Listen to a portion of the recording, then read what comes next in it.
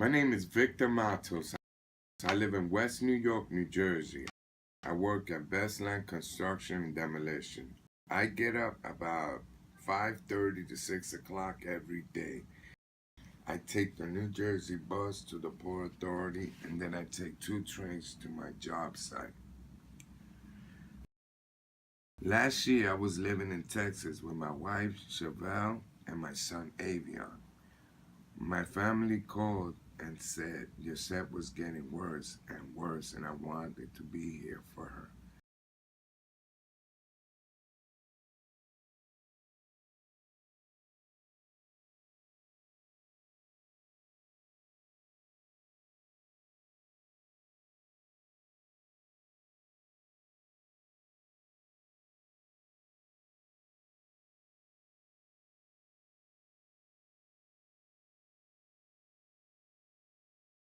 Yes, my name is Yosette Matos, and I am Victor Matos' sister.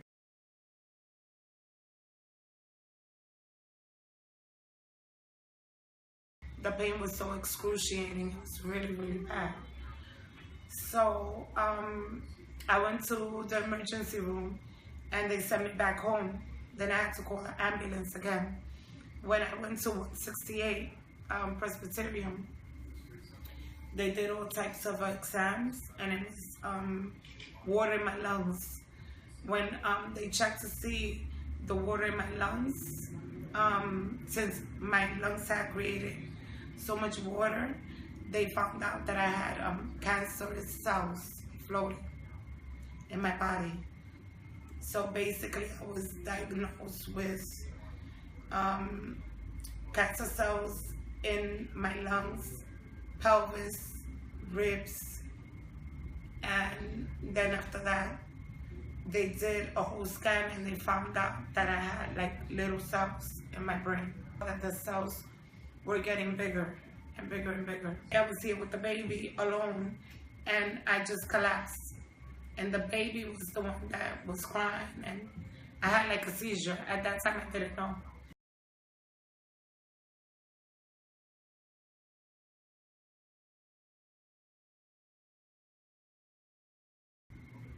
Well, for him, it was like a shock to see me because it was like reliving what we lived with my mom. So, it was twice as painful because he had already gone through it like I did with my mom. So, we more or less knew that it was going to be a hard road. He has taken me to the appointments. He's been there financially, grocery shopping.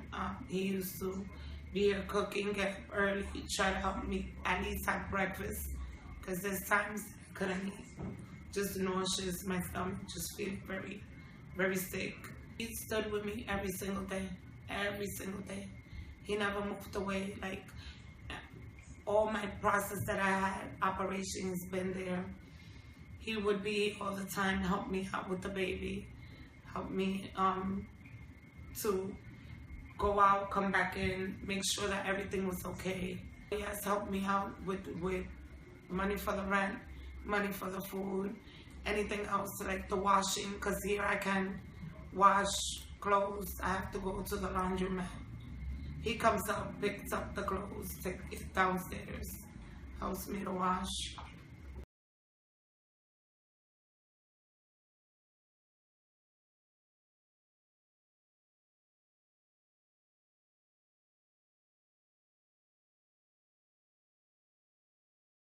George Martin, principal of Bestline Construction and Demolition. I'm Victor's brother-in-law. I've been married to Victor's sister for over 32 years, and I've known Victor all his life. I know he's been in and out of prison, and he spent a lot of time in jail. And when he came to me looking for a job, I'll be being honest, I was very hesitant at first that this was going to work out. But I believe that everybody deserves a fair chance, and I wanted to give him one. He's really surprised me because he's been showing up to work consistently, on time, performing a job which is not an easy job, normal people in society don't want to do this job. It's a dirty, hard, sweaty type of job, and it requires a lot of physical labor. Victor has performed very well in everything that I've asked him to do. He's kept up with the rest of the crew, which has also impressed them, gaining him respect within his own crew, within the co-workers of the company. I gotta admit, he's also gained my respect because I didn't think he would stick it out, so to speak, and he has. And I'm very impressed. If there's 7 rooms, I might take 2 of them and break down the walls and everything and make sure the rugs are pulled down, make sure that I take down the curtains, and after that I will do little projects like I'm gonna grab all the aluminum, tie them all up together, tie them up together and cut them up and make lots of stacks and bundles of aluminum, and then I'm gonna put the metal aside, and then I'm gonna have all the containers full with all the dirt and pieces of wall and everything else we happen to break down.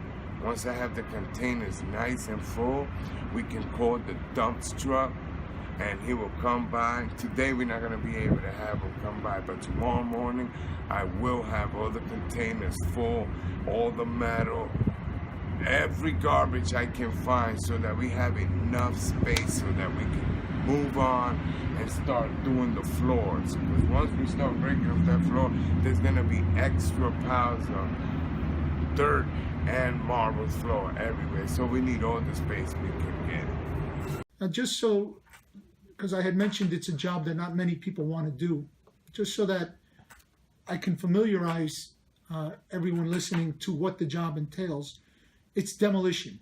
Mostly it's interior demolition. Now, when you think of demolition, you think of wrecking balls and explosives.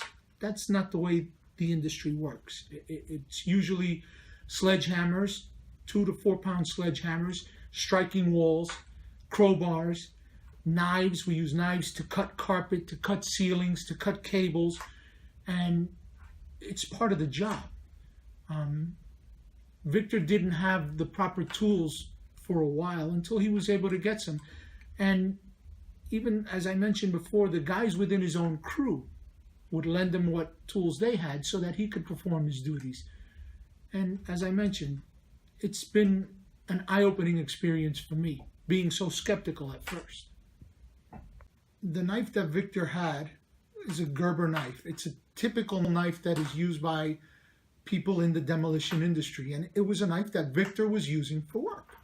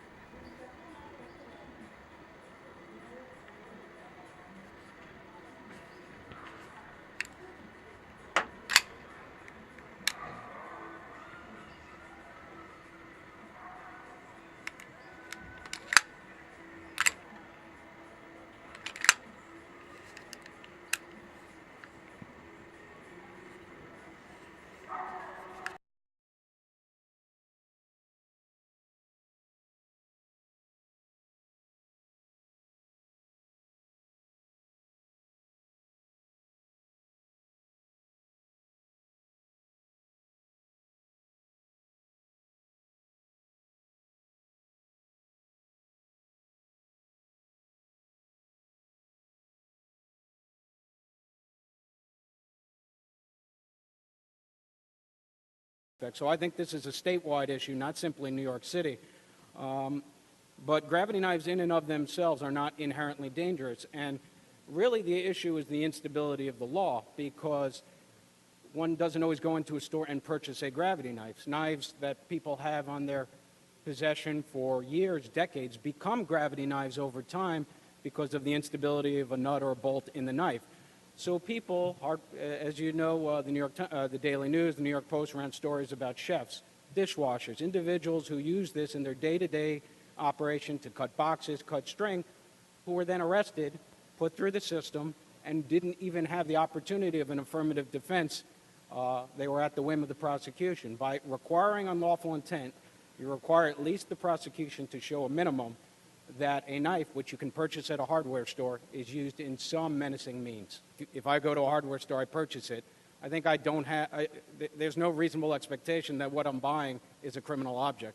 And that, in the essence, is the problem with the current state of the law and what I think my legislation would address. Registration, it seems to me grotesquely illogical that the gravity knife that we are now talking about, which is used as a tool, could, under any conceivable analysis, be considered as a weapon per se or as anything illegal. Believe it or not, on April 28th of this year, the New York Court of Appeals heard a case in the case of People versus Richard Gonzalez, which is dealing with this exact issue, where a man bought a knife from Home Depot. The police have now arrested him for possessing a gravity knife, and he was convicted. It's been upheld by the Appellate Division and went to the Court of Appeals. They haven't come out with their decision yet.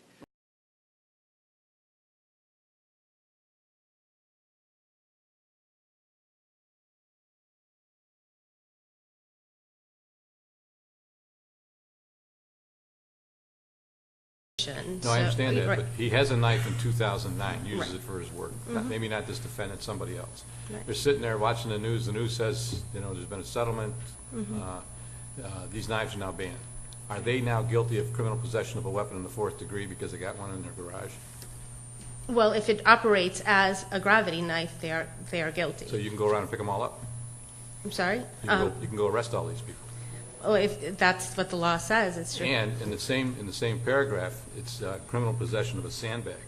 So you want to swing by a few construction sites and pick up anybody that seems Well, to be... I'm not sure. I'm sorry. I do not know the exact definition of a sandbag. He doesn't have to know anything about the characteristic in your mind. Not according to the He legislation. has it, he's done, he's finished. Yes, if he knows that he has the knife, that's the minimum requirement. So you differ sharply with your adversary's view of what he has to know.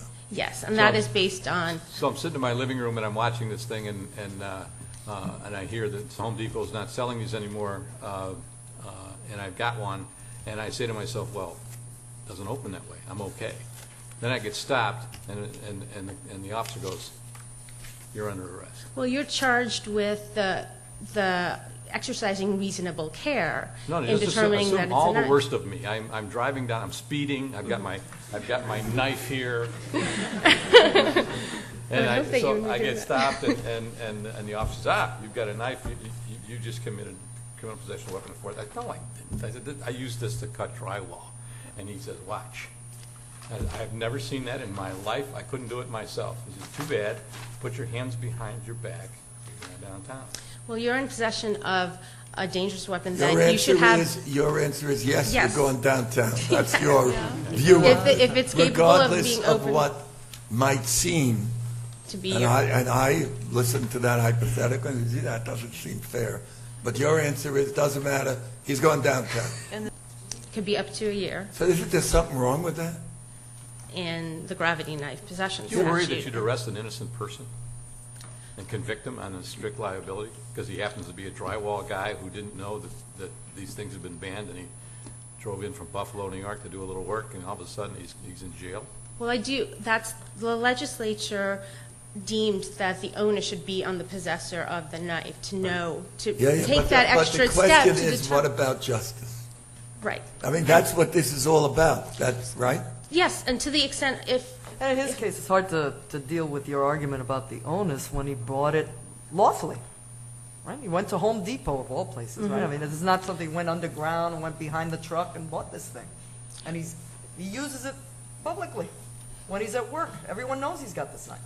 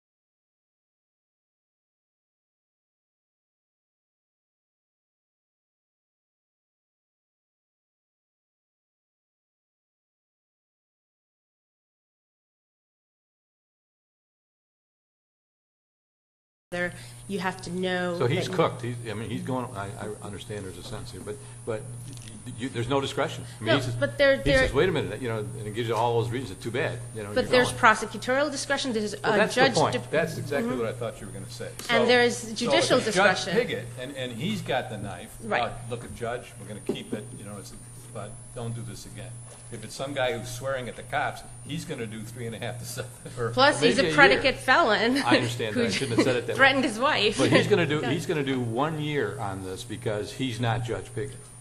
That's prosecutorial discretion. But there's also judicial discretion. There's Clayton motions. There's. I understand. And But what I'm that's- saying is that if you choose not to exercise that discretion because the guy's swearing at you, and you tell the DA he's a bad guy, he's doing a year. That it could be Isn't potentially your argument regulated. really under the logic that, that this is unfair? You can argue the same thing on every per se violation in the statute of every single weapon? Precisely. And it's really the legislature's call, but it's not a very good justice argument. Well, I mean, I guess there's the possession of an operable firearm. Well, We no, don't the guy need to know it's had a knife operable. at Home Depot sold, and he swore at a policeman, and now he's doing 3.5 to 7. That's the sequence of events here, and he had the same bad record when he was going to work that day, and he wasn't doing 3.5. The statute, But and you're that's. catching the dolphins with the tuna here. I mean, if you got an innocent person, you're saying, hey, too bad you got caught in the net. I believe in very close cases, there's There's nothing here that distinguishes this situation from the strict liability model.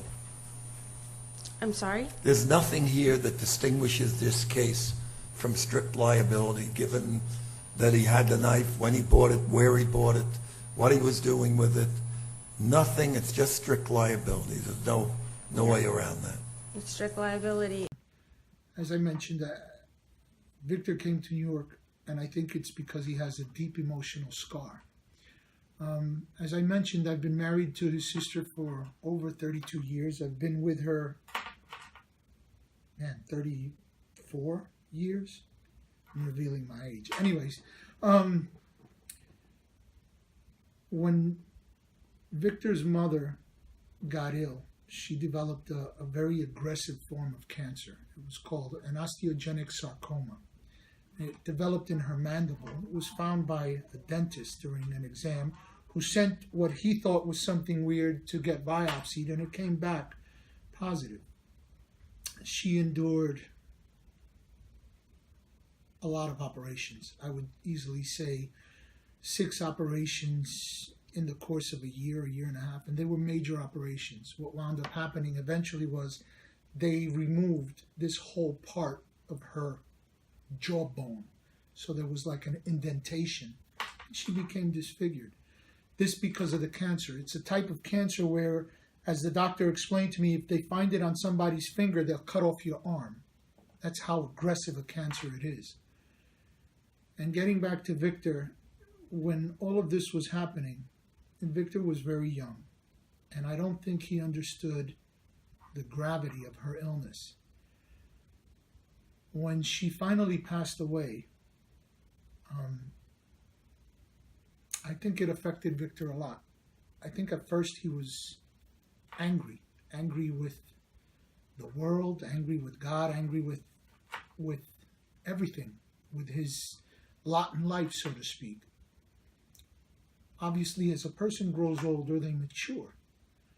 And I think Victor has got to the point in his life where he realizes that those aren't things that God causes. They're just things that unfortunately happen. And now when he realized that his younger sister has cancer and is facing the same outcome, I think that that's what drew him back to New York. And I think that that's why he wanted to come back, in part because he wanted to establish that family relationship that he never had because of what he had gone through in his past.